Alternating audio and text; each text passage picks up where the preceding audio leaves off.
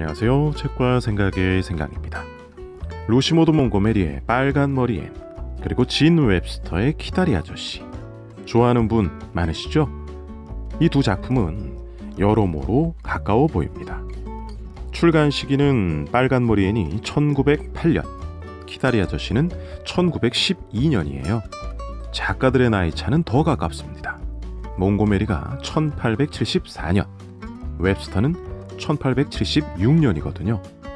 게다가 두 작가가 살았던 나라는 아예 붙어 있어요. 몽고메리는 캐나다, 웹스터는 미국입니다. 둘 다 여성 작가고요. 주인공은 둘 다 고아 출신입니다. 나이는 이어진다고 할까요? 앤은 11살 때부터 대학에 들어가기 전까지, 그리고 주디는 대학에 들어가서부터 졸업할 때까지의 모습을 보여줍니다. 굉장히 가까운 작품 같죠? 하지만 앤과 주디는 많이 다릅니다.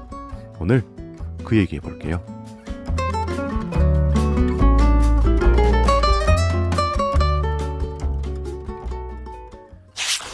빨간 머리 앤은 나이든 오누이가 남자아이를 하나 입양하려다가 실수로 여자아이를 입양하게 되면서 벌어지는 이야기입니다.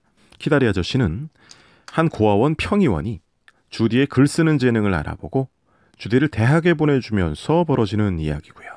사실 저는 비교를 목적으로 두 책을 읽은 건 아닙니다. 그냥 따로 읽었는데요. 읽다 보니까 두 캐릭터가 자꾸 비교되더라고요. 여러 가지로 달라 보여서 소개하고 싶어졌습니다. 앤과 주디는 둘 다 불우한 시절을 겪었습니다. 앤은 태어난 지 100일도 안 돼서 부모님이 다 돌아가셨어요. 그래서 이 집 저 집 얹혀 살다가 고아원을 거쳐서 겨우 커스버트 남매 집에 입양됩니다. 주디는 17살이 될 때까지 한 번도 가정집에서 살아본 적이 없습니다. 쭉 고아원에서만 자란 거죠. 앤과 주디는 이런 불우했던 시절을 어떻게 생각하고 있을까요? 먼저 앤은 이렇게 말합니다. 고아원은 끔찍해요. 저는 넉 달밖에 살지 않았지만 그걸로 충분해요. 사람들은 좋아요. 고아원 사람들 말이에요. 하지만 고아원에서는 고아들에 대해서밖에 상상할 거리가 없어요. 주디는 이렇게 말합니다. 리펫 원장님한테서 편지가 왔어요. 이번 여름방학 때 갈 곳이 없을 테니까 고아원에 와서 새학기가 시작될 때까지 일을 거들어 달라고 하셨어요. 존 그리어 고아원은 정말 싫어요. 그곳에 돌아가느니 차라리 죽는 게 낫겠어요. 고아원을 좋아할 수 없다는 건 당연해 보입니다. 그런데 차이가 좀 보이죠? 앤은 고아원이 끔찍했지만 고아원 사람들은 좋았다고 말합니다.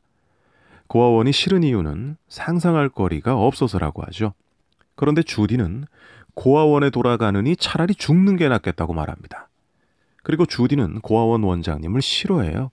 그런 감정이 작품 곳곳에서 드러납니다. 앤은 고아원에 넉 달밖에 안 있었고 주디는 고아원에서 17년을 살았으니까 감정의 차이가 날 수밖에 없는 걸까요? 앤은 고아원에서는 잠깐 지냈지만 남의 집에서는 10년을 얹혀 살았습니다. 마릴라는 앤에게 그 집 아주머니들이 잘해줬느냐고 물어보는데요. 앤은 이렇게 대답합니다. 아, 그분들은 저한테 잘해주려고 했어요. 될 수 있는 대로 잘해주려고 했다는 걸 알아요. 누군가 저한테 잘해주려고 애쓰기만 한다면 항상 잘해주지 않더라도 괜찮아요. 이런 앤의 대답을 들으면서 마릴라는 생각합니다. 훈련이 잘 된 걸 거야. 말하는 품이 무례하거나 속되지는 않잖아. 얘는 고상해. 그 사람들이 좋은 사람들이었던 것 같아. 보통 이런 얘기를 들으면 고생이 심했겠구나 하고 생각하게 되는데요. 마릴라는 오히려 앤의 예의 바른 태도를 보고 길러준 사람들을 좋게 평가합니다. 물론 이런 판단은 작가가 넣어준 거죠. 주디의 말도 살펴볼까요? 제가 고아원을 나쁘게 말하더라도 언짢게 생각하지 말아주세요. 제가 언제나 예의 바른 아이이길 기대하시는 건 아니겠죠. 고아원은 숙녀를 길러내는 곳은 아니니까요. 저는 다른 아이들처럼 되고 싶어요. 하지만 제 어린 시절을 덮고 있는 그 지긋지긋한 고아원의 그림자가 있는 한 저는 결코 평범한 아이들처럼 될 수 없을 것 같아요. 만약 그 끔찍한 기억을 잊어버릴 수만 있다면 저도 다른 아이들만큼은 바람직한 사람이 될 수 있을 거예요. 버릇없고 은혜를 모르는 저를 부디 용서해 주세요. 못 배우고 자라서 그렇습니다. 주디는 자신이 못 배우고 자라서 버릇이 없다고, 그것은 고아원에서 컸기 때문이라고 말합니다. 앤과 차이가 나죠. 앤은 좋은 사람들을 만나서 고생을 덜 했고 주디는 열악한 고아원을 만나서 고생을 더 많이 했던 걸까요? 아니면 상황을 받아들이는 두 인물의 태도가 다른 걸까요? 과거를 구석구석 자세히 밝히고 있지는 않지만 그래도 여러 아이들을 돌봤다는 얘기 정도는 나옵니다. 애는 첫 번째 집에서 4명의 아이들을 돌봤고요. 두 번째 집에서는 8명의 아이들을 돌봐야 했습니다. 주디는 고아원의 왕언니로서 97명을 돌봐야 했어요. 물론 나이가 달라서 애는 10살 때 자기보다 어린아이 8명을 돌본 거고 주디는 17살 때 자기보다 어린 97명을 돌본 거라서 명수로만 힘든 정도를 따질 수는 없겠습니다. 주디의 고아원에는 큰애들이 많았을 수도 있는 거니까요. 아무튼 주디는 고아원으로 돌아가느니 차라리 죽는 게 낫겠다고 했는데 애는 놀랍게도 이렇게 얘기합니다. 저는 아기들을 본 경험이 아주 많거든요. 여긴 제가 돌볼 아기가 없어서 정말 서운해요. 와. 여러분 이렇게 얘기할 거라고 예상하셨나요?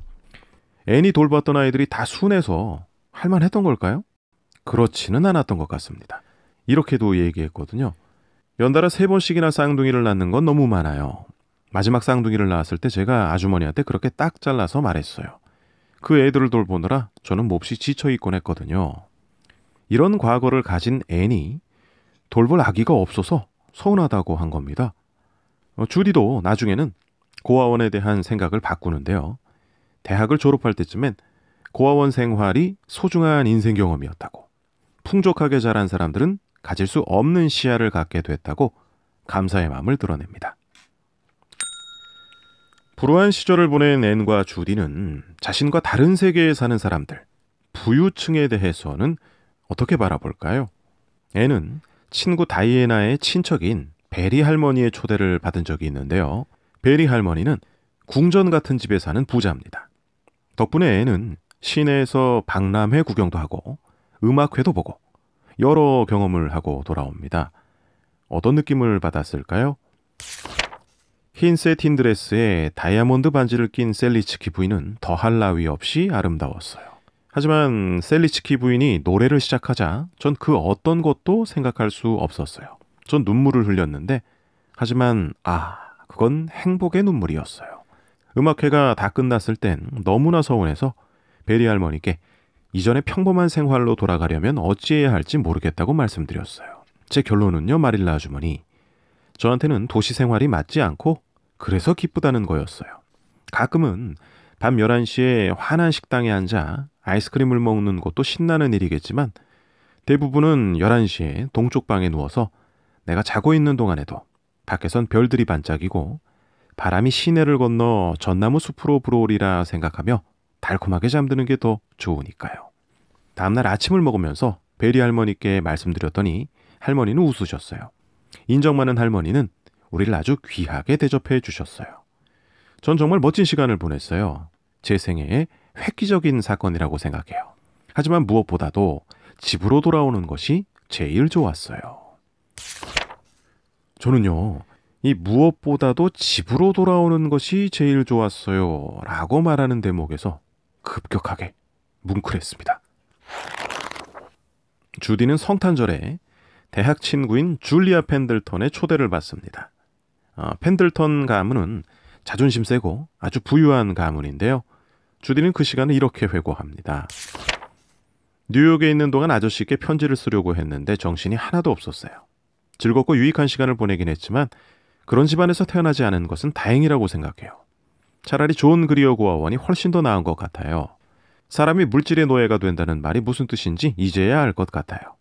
그 집의 물질적인 분위기는 사람을 짓누르는 것 같아서 저는 돌아오는 급행열차를 타고서야 겨우 숨을 쉴 수 있었어요.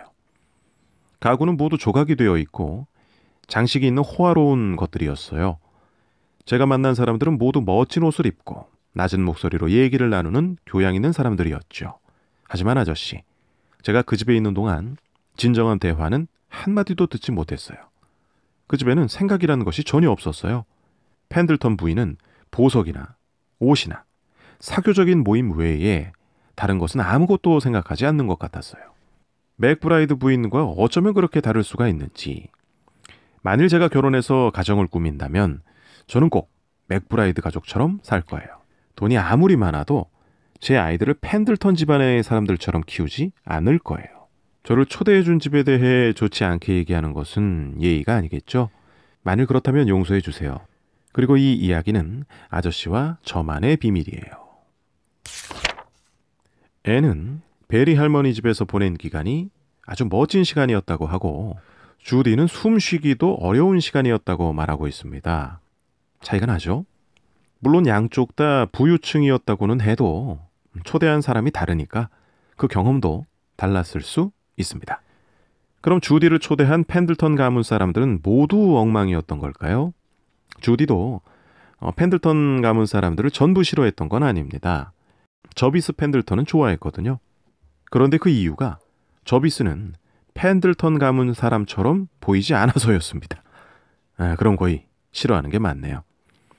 주디가 펜들턴 가문만 싫어하는 건지 아니면 그런 계층 전체와 대립적인 자세를 취하는 건지는 두고 봐야겠습니다. 앤은 확실히 부유층에 대한 적대 감정이 없는 것 같아요. 불우한 시절에 만났던 사람들에 대해서도 다 좋게 말하고요. 앤한테는 빨간 머리 얘기만 하지 않는다면 어떤 계층이든 문제가 없는 것 같습니다.